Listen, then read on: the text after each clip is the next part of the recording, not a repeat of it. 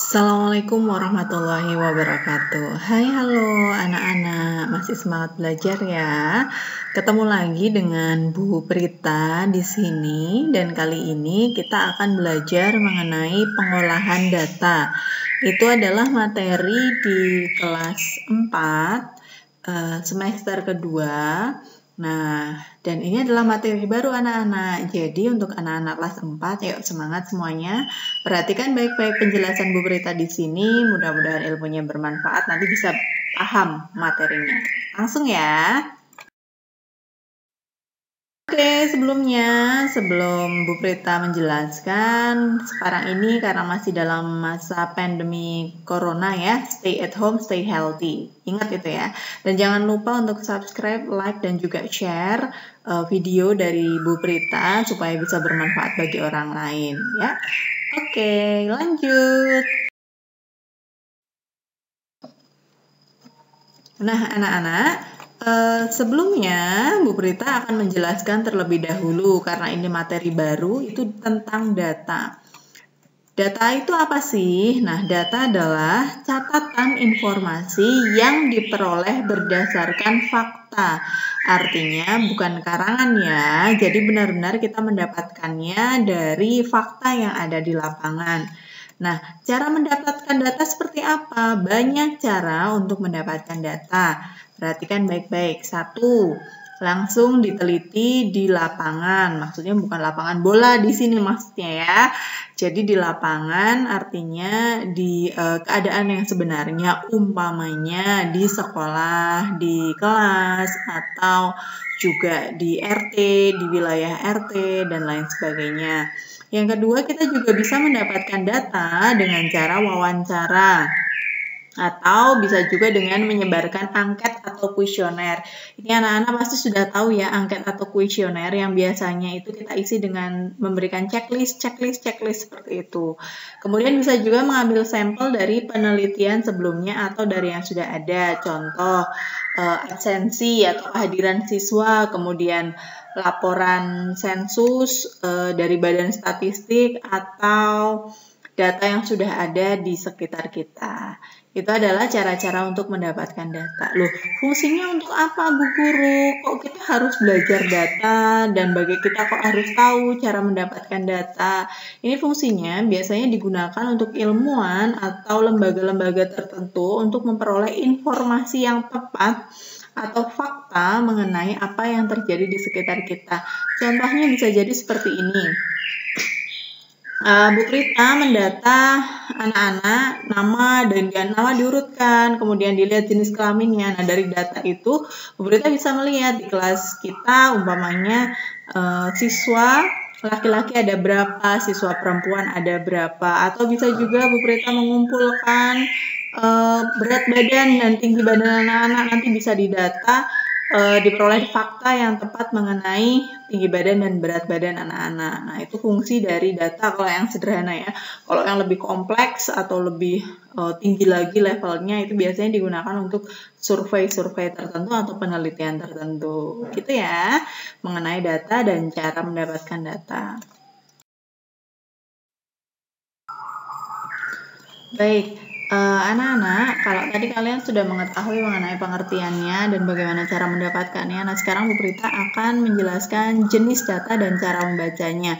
Sebenarnya ada banyak jenis data, ada diagram batang, ada tabel, ada juga lingkaran dan lain sebagainya. Tapi untuk kelas 4 materinya khusus 2 saja cukup ya, yaitu adalah tabel dan juga diagram batang. Nah, Bu Prita akan jelaskan satu persatu. Yang pertama adalah tabel.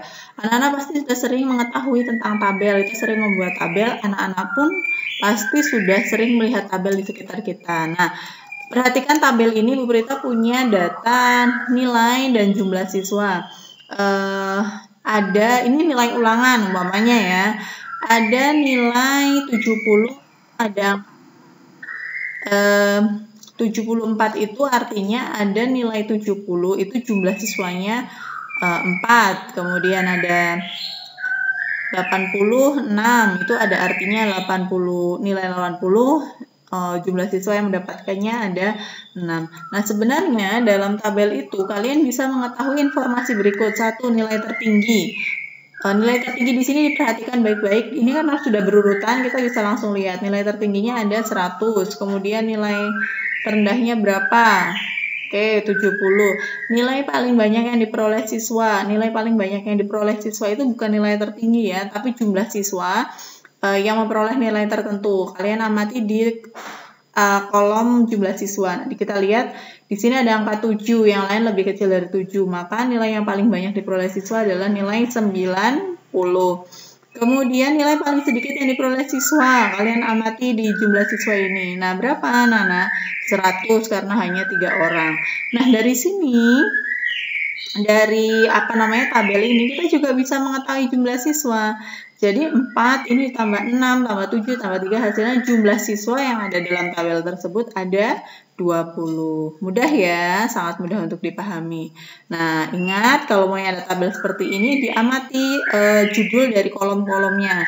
Nilai dan jumlah siswa, jangan sampai terbalik. Umpamanya ada data seperti ini, kalian bilangnya nilainya 4. Jumlah siswanya 70. Nah, itu salah besar ya. Lanjut.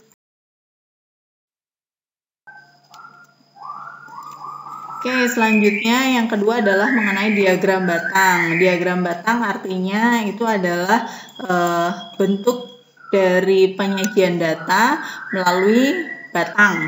Kok batang? Ini mirip seperti ini benernya, ini di pojokan nih sama. Ini gambarnya. Nah, perhatikan ini bentuknya batang. Nah, syarat utama dari diagram batang itu adalah kalian harus membuat garis seperti ini, ada arah panahnya ya. Kemudian di sini ditulis ada banyak siswa, ada berat badan. Nah, informasi apa yang akan kita dapatkan dari sini? Yuk kita lihat yuk. Nah, informasi yang kalian dapatkan dari diagram batang di atas itu adalah berat badan tertinggi. Aduh, kurang huruf N. Berat badan tertinggi itu adalah 34 kg. Kemudian yang kedua, berat badan terendah berapa? Yes, 25 kg. Kemudian jumlah siswa dengan berat badan tertentu, namanya 25, 27, 30, 32, 34 kg, itu kita tahu, maunya 25. Kamu lihat garisnya ini, set, berarti berapa? 8. Kemudian yang 27, kita amati, set, ini berapa? 14. Yang 30, set, berapa?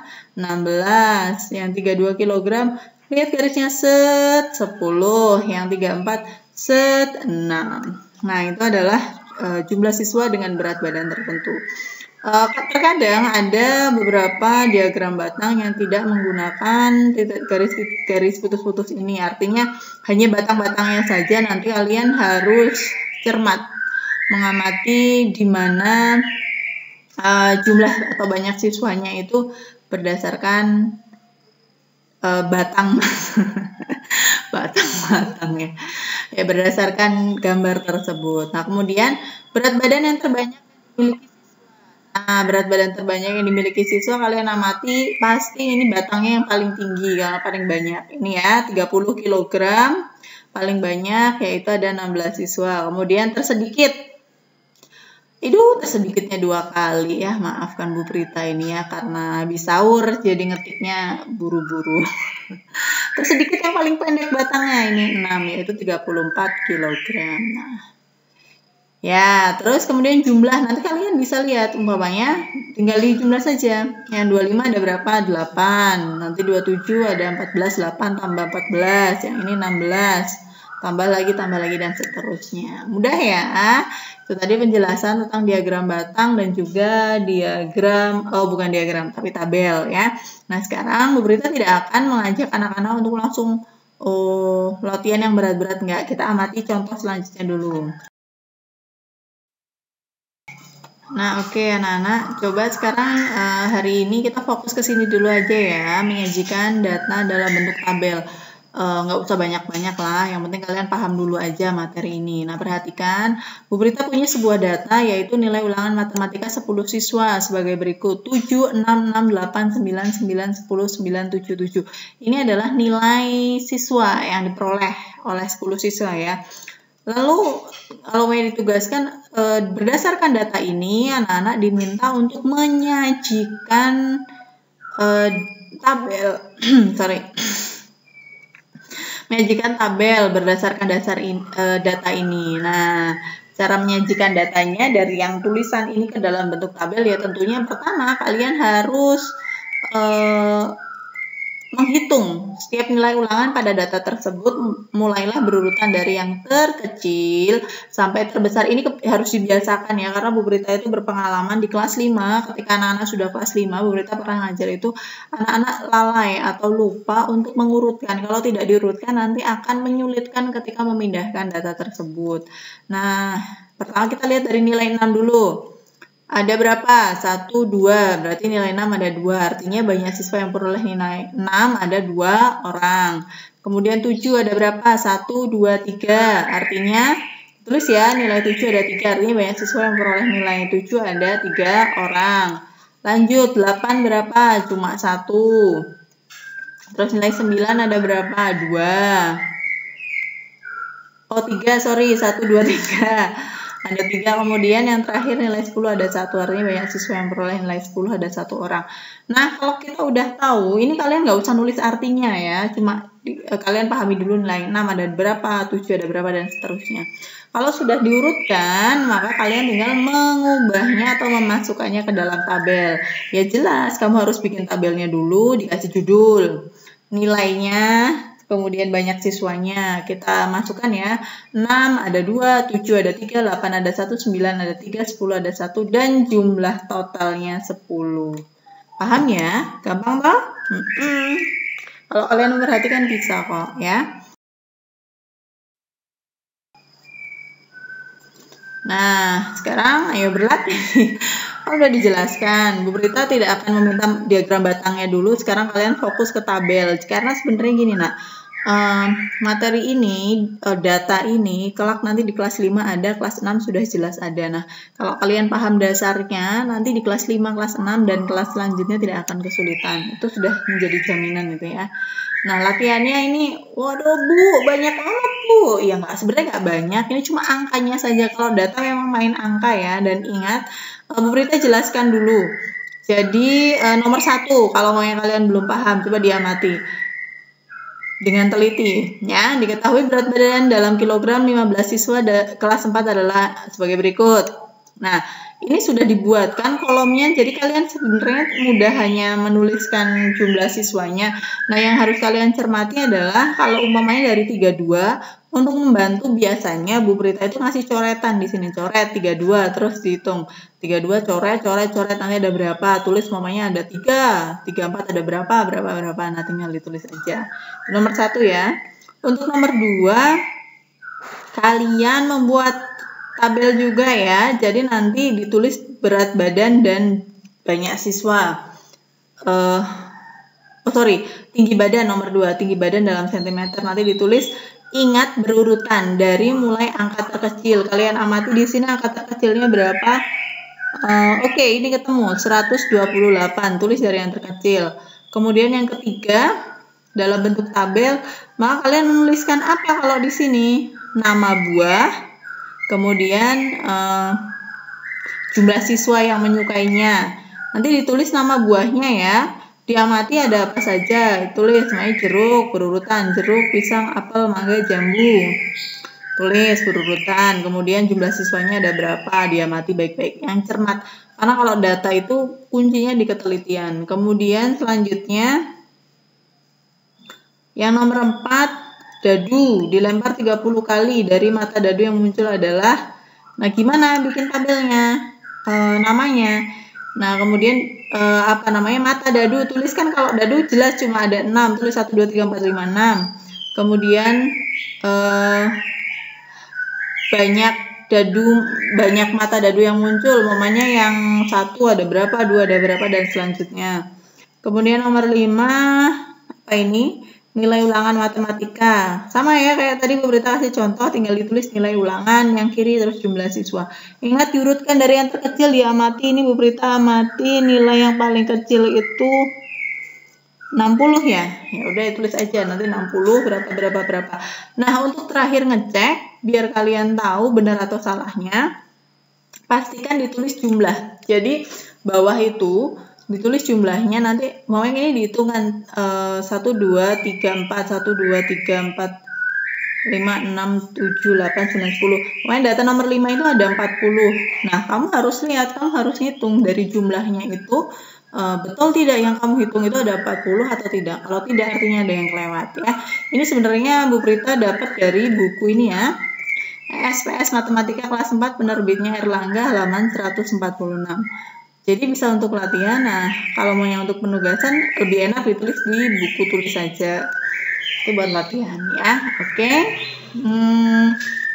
Untuk hari ini kayaknya itu dulu. Nanti untuk diagram batangnya kita lanjutkan tahapannya seperti apa membuatnya di pertemuan selanjutnya. Thank you. Cukup Bu Prita rasa.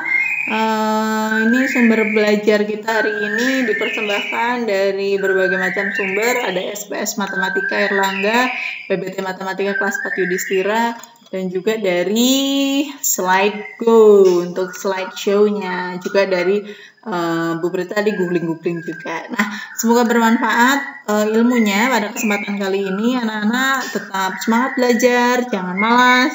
Ingat, apapun, sekecil apapun usahamu, itu pasti kamu akan mendapatkan hasil yang maksimal apabila kamu melakukannya dari hati. Oke, cukup sekian dari Bu Prita. Sampai ketemu di pertemuan selanjutnya. Wassalamualaikum warahmatullahi wabarakatuh.